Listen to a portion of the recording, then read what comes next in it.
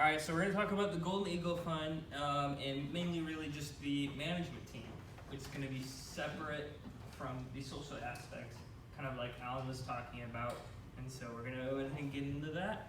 So what will you do on the management team? Great question. A lot of people ask me that. So let's go with the operations. So on the management team, it's going to be a lot of, can't really see that. But it's going to be a lot of managing portfolios, making suggestions on that portfolio, kind of doing the analysis on investments for the portfolio, looking at the philosophy and the policies, and just coming up with investment ideas on managing a portfolio of funds. And then, so that's also, we're planning to go to pitch competitions as well. We're not really sure how this year will look with that, but I mean, a lot of universities do this. This is something I feel like Cornerstone is really lacking in. It's great resume experience. I've seen a lot of students get jobs because they talk about their workings on pitch competitions and they won an award, and they went to something like some sort of event where they went against 50 schools or 50 universities and their team won, and they ended up getting like $100,000 for their school and things like that. So those are some things we're looking at, and they have online ones too. So those are kind of pitch competitions we're looking at. And overall, the goal of these operations, as students kind of come in and manage the portfolio, is to learn those analytical skills, that are applicable for your future career. Something that you can't really always be taught in a classroom. Like sometimes we learn about this stuff and it's kind of theorized, like take a test, but let's start to apply these and even expand beyond the classroom. Things that the classroom don't always teach, things you don't learn in a class. And this is really great for putting on your resume and selling something to talk about in interviews. I know just pulling out some of my high school experiences about trading in the class I took back in high school has kind of got me into some interviews at private equity firms and things like that my freshman year before I even started college. And I was beating out some of these seniors at other universities, like Grand Valley State and some other ones. Like people were just kind of blown away with how much I knew, and they're like, you just had a lot to talk about, and you had some experiences you could pull from, and you just did a really good job articulating your ideas and what you knew. And so that's kind of the overall goal with these operations and the management team. And then, so who is this management team? Who's it for? It's really for anyone who's interested in learning more about finance and investing, whether that's in a professional atmosphere or even for yourself. If you want to manage your own money, you don't feel comfortable, paying someone to go ahead and manage your money because the fees are high and your returns are low. That's usually how it goes with those. So really, if you don't know anything, don't worry, join in. We want to teach you as much as possible. We want to, help you figure out the ropes, kind of figure out where we can fit you in. And if it's not for you, that's understandable. We can talk about that. But we do want a lot of commitment if you join the management team. So that's why starting off, we're just going with a low fee of $5. And it's kind of like, we're going to have requirements, like, if you miss so many meetings, we're usually about 80%, like if you miss 90% of the meeting, or 20% of the meetings, sorry, we're going to probably eject you and keep your $5. Like, sorry, but you made this commitment ahead of time. We kind of need that. We're working more professionally than it is elsewise. And then, so the time commitment is we're looking at least a meeting every week, whether that is more organized with everyone on the team, or if we have independent small teams, maybe you just meet with them and you guys can figure out your schedule, but then maybe every other week we all meet together. And then you are going to need to spend some time on your own, a few hours a week, if not more. Especially if you don't know anything, you might have to spend a lot more time learning the material and getting started. If you don't know what a stock is, you have a lot to catch up on. And that's okay. We're going to walk you through that. Hopefully we're going to give you resources and videos on that. We're kind of working with that on creating a website for our members and such so that we can continue to grow that educational aspect before the application of it. And then, so another thing, a lot of students were very hesitant, like, hey, this sounds great, this sounds awesome, but I'm a little worried, possibly managing real money. That makes me super nervous. Like, what if, it could be the university's money, and what if I end up losing a bunch of money? It's like, I just want to say, don't worry about that. We have tons of guidelines in place, restrictions on what you can do. I mean, it's going to go through your analysis, everyone in the team's analysis, and then it has to go through me, and then I have to go through our faculty advisor, and then it has to go through professionals in the actual university itself.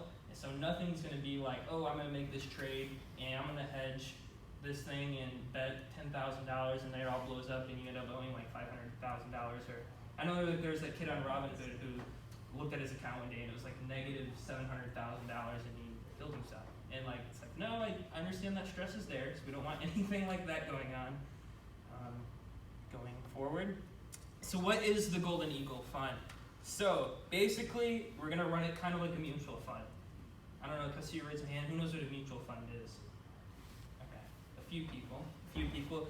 Basically, we're gonna have investors, donors, or such like that are gonna put in money, and this is gonna be our fund that we have a pool from, and we're pulling from that, and together we are the fund management. That would be this team, and we'll be managing that, putting that, allocating that money into securities, and looking at how are we gonna diversify, all those kind of things.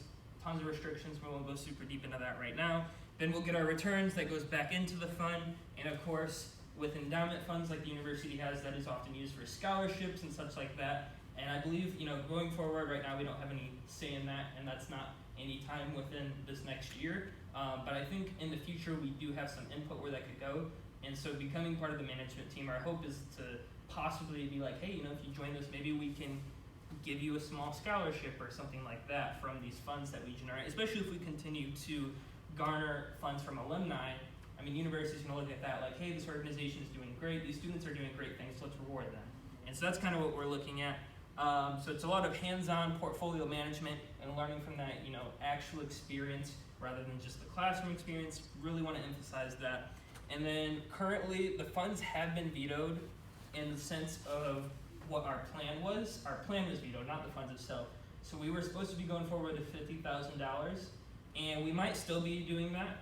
They really want us to, and so our plan right now is looking at basically doing the same thing, but we might have to go through an outside organization that is managing the university's funds. But I think this is actually an even better opportunity because we can go and pitch to these professionals and we get feedback from them.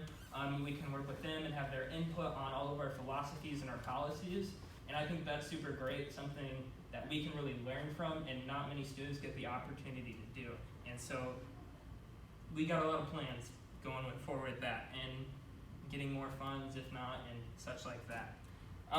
So analyst, first year you join the investment team. Of course, this is going to be a little bit crazy with the first year, but first year you join the management team, my bad.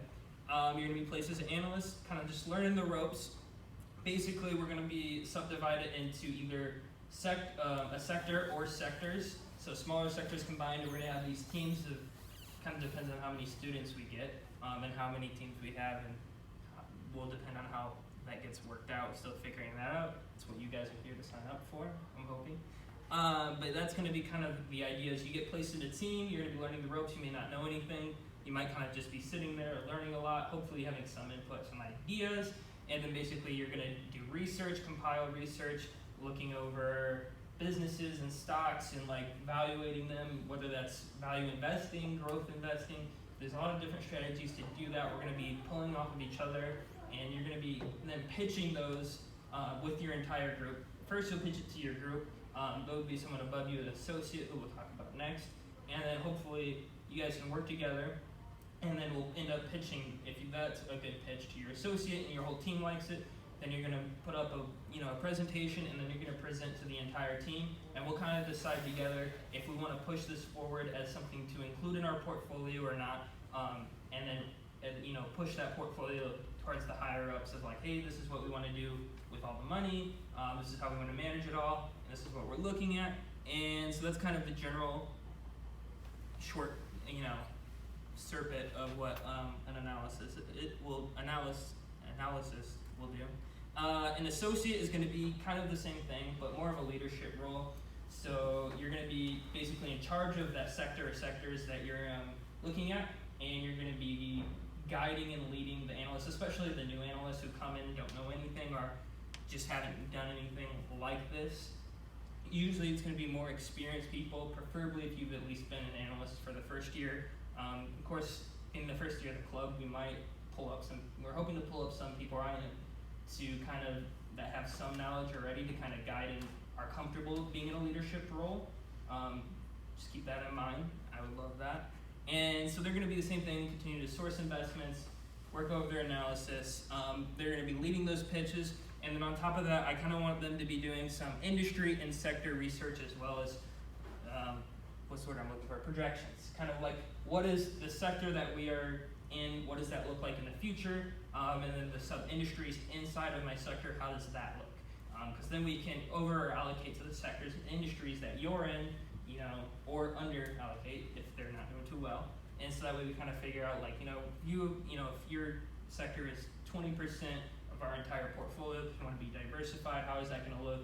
That's what we're doing this year, but what about in the future? Kind of how's that look? Where do we want to go, up or down from there? Same thing with the companies. All right, and then after that, it's going to be the managing director, which will more be where I'm at right now, kind of just managing the entire operations, leading the philosophy and policy development and the implementation, making sure we're following the guidelines we set in place and that Cornerstone wants us to abide by. And then we're going to communicate the portfolio changes with higher ups, however that ends up being finalized.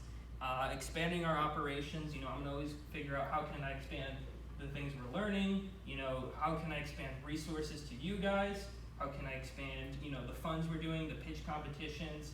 Maybe we can have another fund, we get more money outside from alumni, and we can do a fund where maybe you guys are actually online controlling the portfolio. It's, optimistic, but we're hoping to get there sometime. And then I will be also working a lot with alumni's relations to garner more funds, and I will love to gather more people to help me with that, because it is a lot of work. All right, and so this is kind of how the overall student fund management structure will look. We're going to have us kind of under the direct operations, which is the main purpose, and then we'll have our faculty advisor, this fine young looking man over here, and then we'll have the investment committee, the university committee, and then probably even maybe that outside third entity that manages the university's funds will kind of be over in the oversight of us, looking at how that goes forward. And then just to end off here a little bit, I do have some, this is an analysis I personally do. A little bit of it, I do a little bit more. So this was over, I think that's United Airlines, and as you can see, it's kind of on a buy. And so I could go through all this. I was just kind of give you a quick glimpse of some forecasting, some ratios, like the upside down ratio, a target price kind of forecasting, very conservative. I like to change my numbers where I think some things are too high or some things are too low. I'm very value investing based, where I like to stick to value. If we can buy a stock where the actual value on the books is worth more than the stock value, that's a no-brainer in my opinion. As long as you're keeping in mind that when they bought things and depreciation and such. And then this is just another page from my analysis. I am, as you can see, still working on building out analysis and things, but I got my revenue, some EPS growth, debt to equity, price to book value per share, and then the average price to earnings ratio, intrinsic value, profit margins, return on equity. And I've been, for this, I'll pull in the data from 5 companies, and then I'll compare them side by side. And so in this case, it's all airline companies. And through my analysis, I basically found United Airlines is the only one I would feel comfortable investing in. And even after that, I thought it would almost be better to look at airports over the actual airline companies themselves, because they have the advantage of they're not going anywhere, they're stuck there. Plenty of airline companies to go under, and new ones will pop up. You only got one airport in Chicago, well, you got 2. But they're there to stay, they're not moving, they're not going anywhere, and the government won't allow that anyway. Maybe come and get new owners, but that's pretty unlikely as well. And so that was more of the fundamental analysis of something I kind of do. This would be like if I wanted to analyze a technical, it's called the candlestick chart. I'm hoping to put more videos on fundamental and technical analysis. I haven't gotten into them yet. I might just pull some off the internet that I kind of learned back when I was analyzing stuff, just as a start, but hopefully I can go in depth on both, kind of create those online if we get a website going for you guys, kind of guiding what I would like to see, and even if you guys have ideas that I don't know about, because I'm not be all mastermind, I don't know everything. I would love to hear if you guys have experiences with that, what you know. We can add that into learning and teaching, and just you guys bringing that to the team would be great. But kind of when you look at an uptrend, you actually compare the tops, and then if you looking at a downtrend, or if you're looking at the downtrend, you compare the tops. I actually don't remember. I'm a little out of practice. But basically, there's a lot of things you can do with technical analysis. I'm more of a fundamental analysis, but just generally looking at this, you can kind of see it's been an uptrend, then COVID hit, we have a downtrend, they pumped a lot of money in there, so obviously we're going to see some inflation, and that's going to reoccur. Just generally, you can look at the trends and tell it's not, and it's a pretty good trend. I didn't do analysis, I was just throwing this up here as an example. But those are some of the things we're going to be looking at, and I will continue to hope to provide you with material to think about as you analyze investments and pitch them going forward. And so, any questions, Q&A? Any questions about the team or any such? No? Nothing? Yes? What's the difference between fundamental and technical analysis? So a fundamental analysis is going to be you're looking at the balance sheet, the income statement, and the cash flow statement, usually those three statements, and saying, okay, what is the intrinsic value of the business? Meaning, like, what is it based on its assets alone? Like, not, without speculation and things like that, or its performance. You're looking at, all right, the sales have gone up by this much every year, and so that's mainly, it kind of just broadly looking at actual numbers of the business performance. A technical analysis is going back, just looking at the stock and how it's traded. So this is how it's traded since 2010 to 2020, and it's like, there's a lot of different ways people analyze this. A lot of AI units in what is quant trading analyze this and based off probability and best. And so that's kind of the difference between fundamental and technical analysis. Technical analysis is more, a lot of people combine that with fundamental, and so it's more of like, where are the entry opportunities, where are the exit opportunities. So that's kind of what the technical side is, but also for day trading, people who want to day trade or trade options in the 6 months. This man, he's like, he wants to do his day trading. But that's the difference between those two. We won't be day trading. No, unfortunately, but we will love to teach you about day trading for your own money if you want to do that wrong way. We can talk about day We trading. can talk about it. You can invest in that if you have the time. It takes a lot of time and effort. Any other questions about the funds? Okay, so I know like you were explaining all the rules and stuff that we're gonna have with this money, but because the market is so volatile right now, like let's say we go in and buy 3,000 shares of something and it jumps $10, because everything's just moving right now. Could we pull it? Like, it wouldn't be day trading, but it would be like. Yeah, I get what you're saying. It's iffy. We aren't really sure. I don't think, because the idea right now is we would meet semi-annually.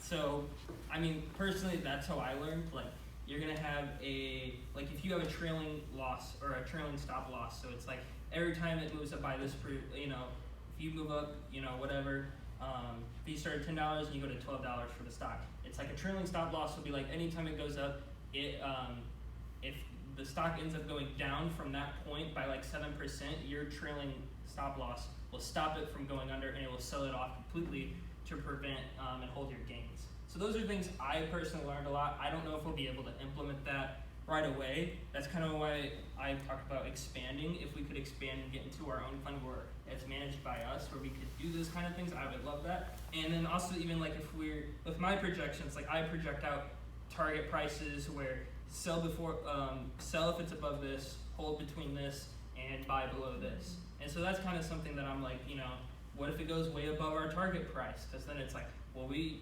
are getting a lot higher gains than we thought. It's gonna look like it's overvalued. So like, could we pull from that?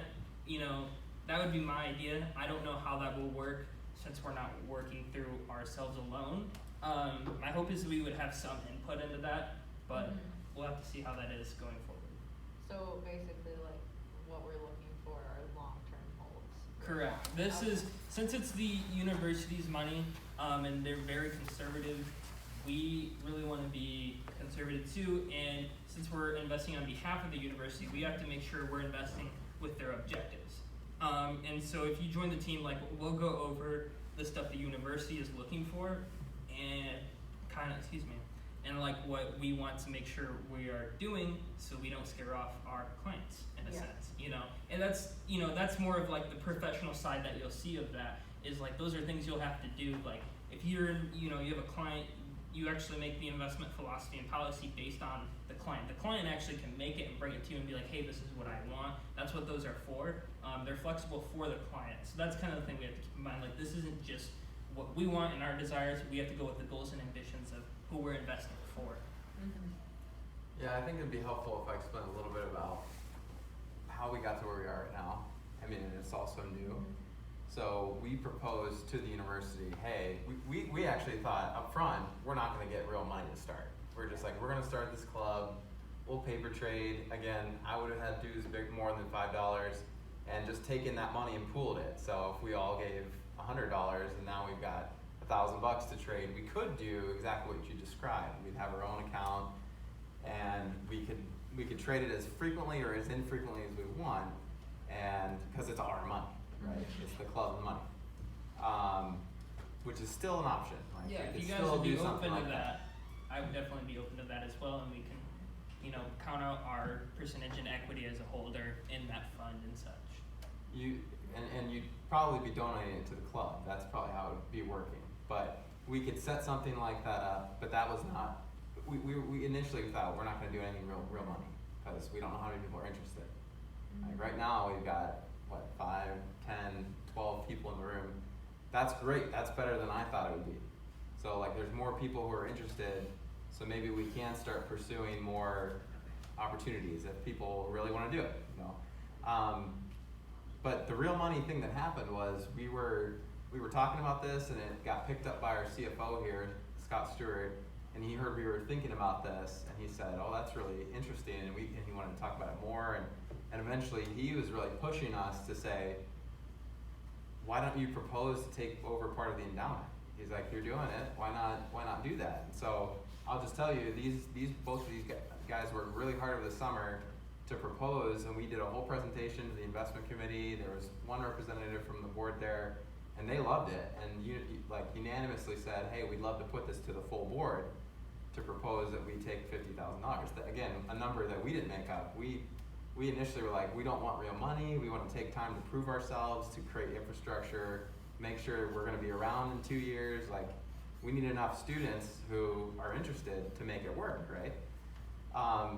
But they're like, do it, let's go for it, let's see what we can do. And it got all the way up to the board, and the board met this past week, and 2 other members on the board didn't like it, and so they said, we love the idea, but we need to see more track record, we want to see more, just history with the club to make sure that it's going to work. And so that was a disappointment to us, because we kind of built up our hopes. We're like, oh, we're going to get this money right away and be able to manage it. And that's when they proposed, the board itself said, why not just run it through the professional manager who's going to be managing our endowment anyway? Why not you just do what you're about to do with me, just recommending positions in your portfolio to me, and then we pass that along to, it's called Cornerstone, ironically, it's called Cornerstone Management Incorporated. Not related to Cornerstone directly, but sure it didn't hurt when they were pitching. So they pitched, and now they're managing about $7 million in our endowment, and so we'd be working through Cornerstone. So we'd go to this other outside organization and say, here's what we want to do with that $50,000, and ultimately be their decision what they do, but hopefully they'd take our recommendations if we did a good job, and they'd implement it that way. So it's kind of an indirect way of managing the money. And that would not be day trading. It would be we would construct the portfolio this semester, we would set it, and we would maybe rebalance or change positions in the spring, and that's it. So it'd be twice a year you would do recommendations and then see what the results were. So yeah, that's what that would be. It's almost better, I would say, that if we could get that to work out, because one, I think when you're working in like the field of finance, trust is super important. Like someone isn't just gonna trust you with their financial advice or with their money out of nowhere. So this is a really good experience for us to build that credibility. And two, it also gives us the opportunity to not just make the executions on our own. It makes us have to present our findings in a professional way to someone who's already been in the industry and already knows a lot, and it's a great opportunity because we can also get feedback from them. So I think at this point it's almost even better than if we just had the money to execute on our own. And that's how a lot of places will do it. So a lot of other schools have these, right? And typically it runs through this elaborate process, and it's very, there's a lot of checks and balances. It's not just our money to trade however we like. So even though that happens too, I think Wheaton has an investment club like that. So yeah, I'm we can. transferring. No. What did you say? So I'm transferring.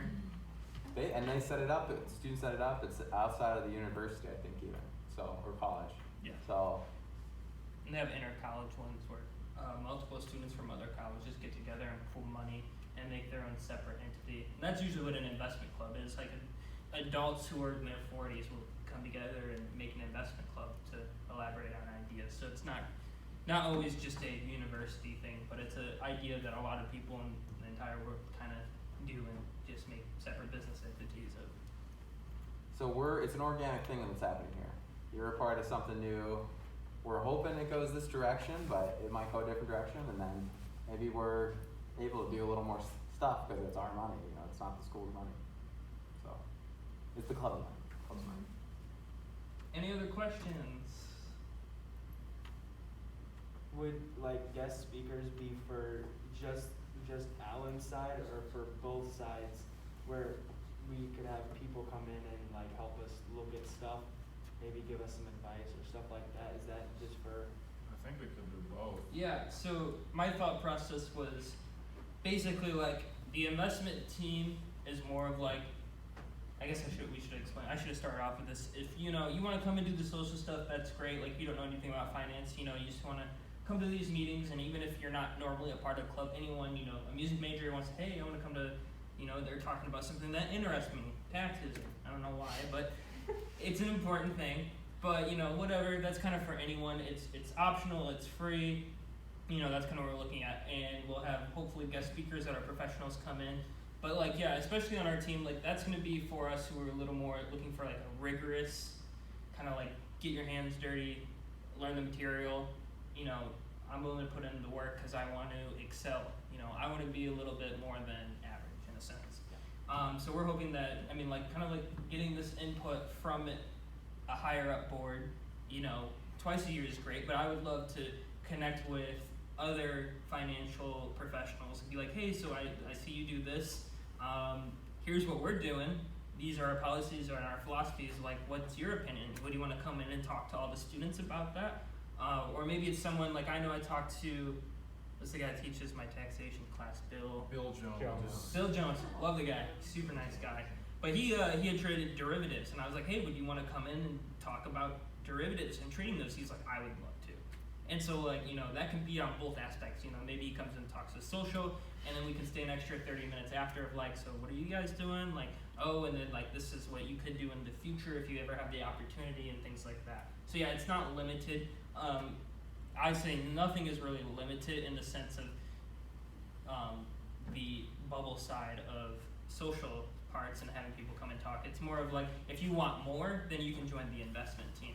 And that's kind of what the whole purpose of the investment team is, for more to give the students who want to be, go that extra mile, learn a lot more because they're super interested in it for their personal reasons of their own management of their money or professional management of money. Sweet. Awesome. Any other questions? So, the time that we had today, Wednesday, 7 to 8, does that time work well for you guys or no? Okay, to raise your hands if it generally works pretty well. Okay. Most people. So you're here.